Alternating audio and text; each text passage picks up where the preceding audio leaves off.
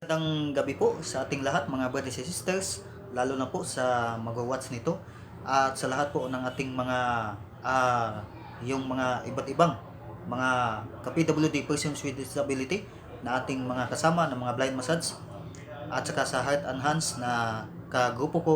Magandang gabi po sa ating lahat at sa lahat po ng mga Tagalog natin na mga kaibigan din at saka sa lahat po ng nasa iba't ibang bansa hanggang sa maabot nito mga brothers and sisters. Magandang gabi, magandang araw, magandang umaga po mga brothers and sisters.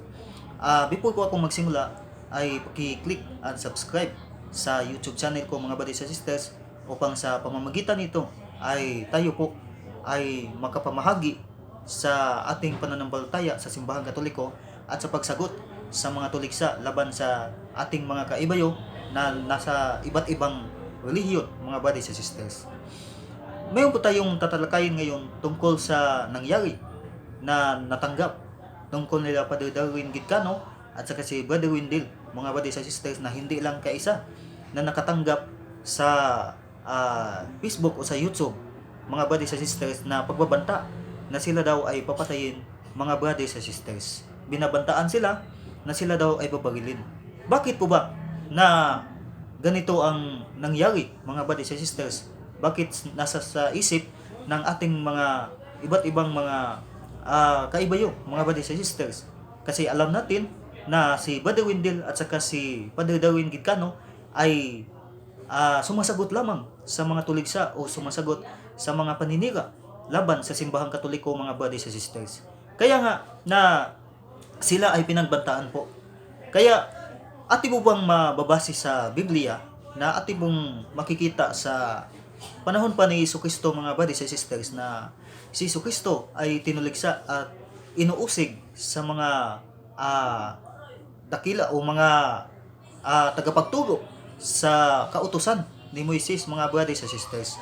Kaya napakalinaw na ang mga Hudiyo at saka yung mga Parisiyo ay umahanap talaga ng paraan upang mapatay o maisumbong si Jesucristo sa pamamagatang, mga brothers and sisters, na humahanap sila ng paratang upang si Jesucristo ay patayin, mga brothers and sisters. At hindi lang yun, mga kapatid, na inuusig talaga si Jesucristo. Kaya nga na sa pagpili ni Jesucristo sa Mateo 10:2 hanggang 3 sa 20, no? 12 ka apostoles na, mga brothers and sisters, na napakalinaw na yung mga apostoles din sa si Jesucristo ay umakyat na sa langit, mga brothers and sisters, na itinagubilin niya sa mga apostoles ang kanyang gawain upang mapatuloy sa pagbabanal o pagtuturo o pagpangulo, mga brothers and sisters, sa tupa o sa sangkatauhan, pagpatuloy sa kanyang misyon na magpatawad sa mga kasalanan, mga brothers and sisters. Kaya sa panahon din ng mga apostoles ay tinuligsa din ang mga apostoles at inuusig na ating mababasa sa Gawa 8:1 at saka sa Gawa 23:11. Sa katunayan, mga brothers and sisters, si Saulo na binago yung pangalan niya, na hindi pa siya Kristiyanos, hindi pa siya Kristohanon, na convert into Christian, mga kapatid, na napakalinaw po na siya po ay tagapag-usig sa mga Kristohanon. Libu-libong mga Kristohanon ang pinapatay, mga brothers and sisters, dahil sa pangangaral sa pamamagitan sa ni Jesucristo, mga brothers, sa pangalan ni Jesucristo, mga brothers and sisters. Kaya hindi na natin na makaila na noon pa man ay yung mga Kristohanon at saka si Kristo ay inuusig at tinuligsa, mga brothers and sisters. Kaya sa ngayon, sa katunayan, mga brothers and sisters, na sa panahon sa 64 o 67 Anno Domini, na ating mababasa dyan sa World History by O'Brien, page 138, na napakalinaw na sinabi dyan, the principal reason why the Roman state tried to crush the church was a political one. Such a government cannot permit the Catholic Church to exist.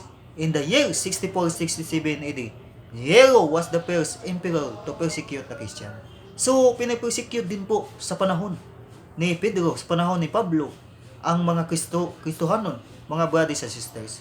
At sa katunayan, mayroong mga erehis na marami, mga brothers and sisters, na tinuligsa din o inuusig ang simbahang Katoliko.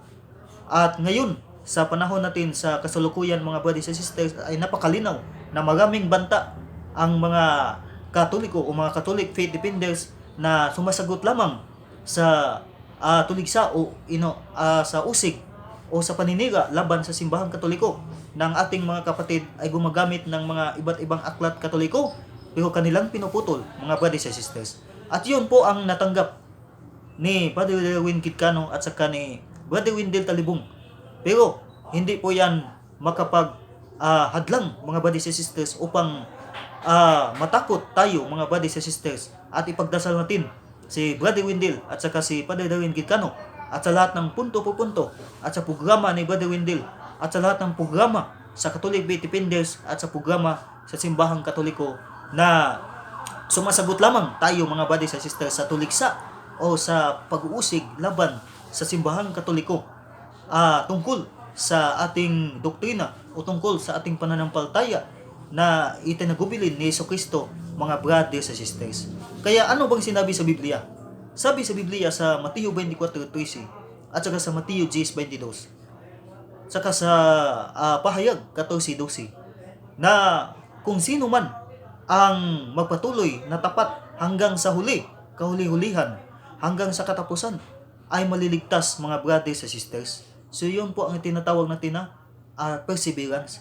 Kaya magdasal tayo para sa kanila, mga brothers and sisters, na tayo lamang ay sumasagot sa kanilang mga tuligsa. Sa katunayan, mga brothers and sisters, hindi pa lang matagal, no, na may programa si Brother Windel at saka si Father Derwin Kitcano sa punto por punto na sinasagot ang mga tuligsa o usig laban sa ating simbahang Katoliko o panunuro sa ating mga doktrina sa simbahang Katoliko, mga brothers and sisters. Kaya hindi po hadlang kahit anuman tayo. Hindi po hadlang na kung anuhin man tayo, katulad ni Padre Rich Monilo, no, na pinatay, mga brothers and sisters, sa loob mismo ng simbahan sa Manila, binaril, at saka hindi lang tayo maghuhukom kasi alam naman natin, no, pero malaking talaga posibilidad na mga kaibayo, mga brothers and sisters, pero hindi natin ma-mention, mga kapatid, dahil mga kaibigan din natin sila.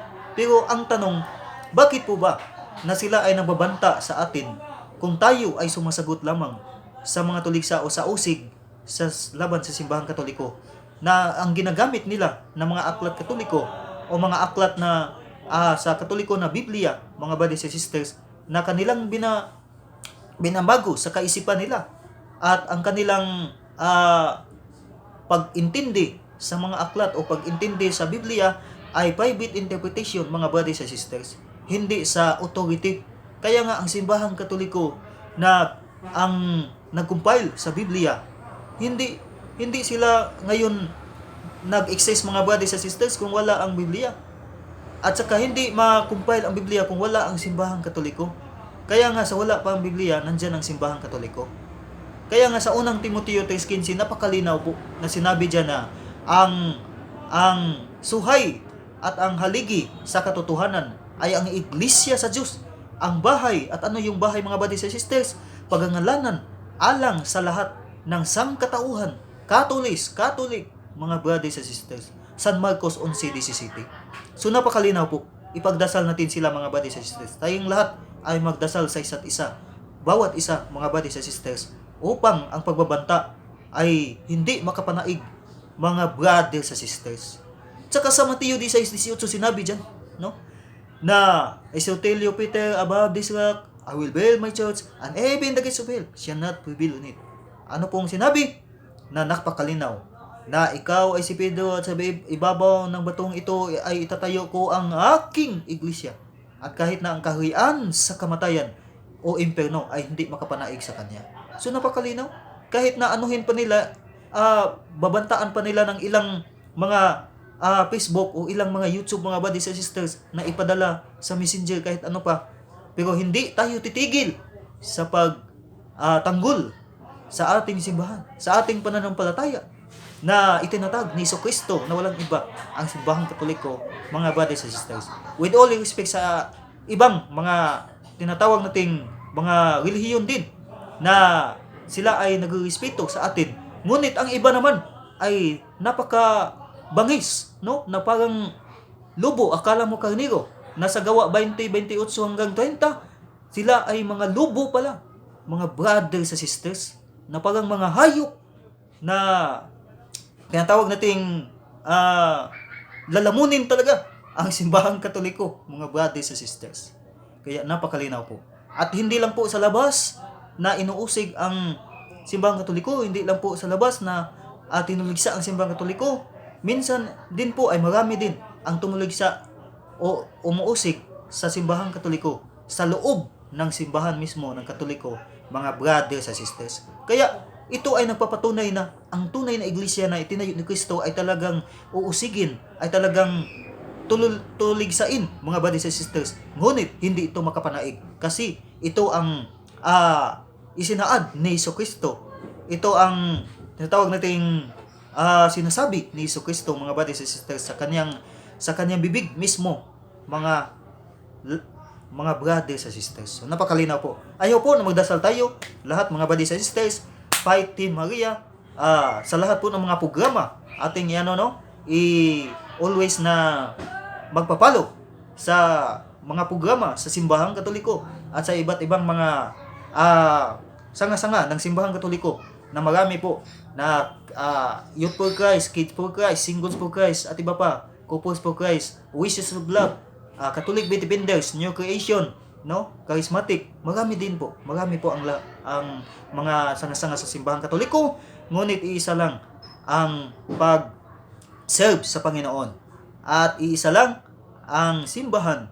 Kasi sabi sa Efeso 4:5, may isa lamang na Panginoon, may isa lamang na binyag, at saka may isa lamang na katawan. At ano yung katawan, mga brothers and sisters? Yun po sa Efeso 5:23, ang katawan ay yun po ang iglesia, at ang ulo mismo na tagapagligtas ay si Jesucristo, mga brothers and sisters. So napakalinaw, tagapagligtas si Jesucristo. Kaya wag po tayong matakot, mga brothers and sisters. Brother Wendy Talibong at saka Padre Darwin, magpatuloy po kayo. Saludo kami sa inyo, mga Catholic Faith Defenders, tayong lahat, no? At saka sa ating mga kasamahan na mga the PWD, Persons with Disability, no? Hindi hangad na kung ano tayo, PWD, tayo ay mamahagi sa Ebanghelyo ni Jesucristo, mga brothers and sisters, no? Salamat po sa lahat at magandang gabi po, magandang araw sa maabot nito. At pakiulit po, ulitin ko po, paki-click and subscribe sa YouTube na ito, mga brothers and sisters, no?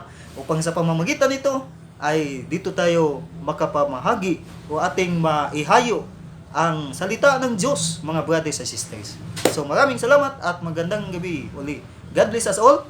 May kasabihan sa Nilatin na nisi Dominus Nostra, kung wala ang Diyos, wala tayong magawa, mga brothers and sisters. Magandang gabi uli, magandang araw, magandang umaga sa maabot ito, mga brothers and sisters. Maraming salamat.